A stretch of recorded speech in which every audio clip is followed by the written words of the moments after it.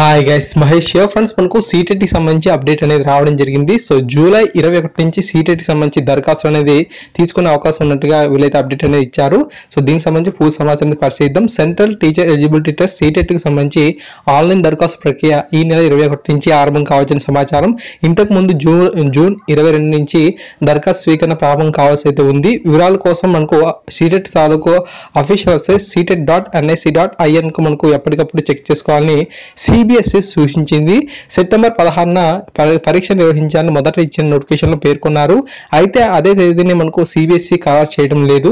పాత నోటిఫికేషన్ వివరాలు CTET syllabus మనకు అఫీషియల్ వెబ్సైట్లో అయితే ఉన్నాయి. కొత్త తేదీల్లో మాత్రం నోటిఫికేషన్ సంబంధించి ఎటువంటి ఇన్ఫర్మేషన్ అయితే లేదు.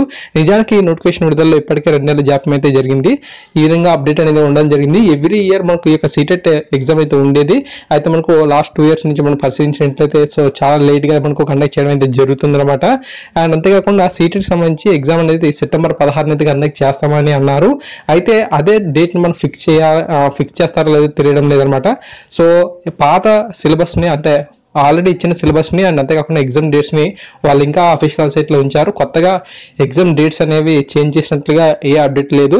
సో ఆన్లైన్ అప్లికేషన్స్ అనేవి జూన్ 22న మనకు స్టార్ట్ అవ్వాల్సి అయితే ఉంది. అయితే మనకు అవి లేట్ చేసి మనకు ఈ నెల 21 నుంచి ఆ టైంలో మనకు ఆన్లైన్ అప్లికేషన్ స్వీకరించే అవకాశం ఉన్నట్లుగా వీళ్ళైతే ఇన్ఫర్మేషన్ ఇచ్చారు. ఎటువంటి అప్డేట్స్ వచ్చిన సార్ తప్పకుండా మీకు అందించడానికి ప్రయత్నం చేస్తాను.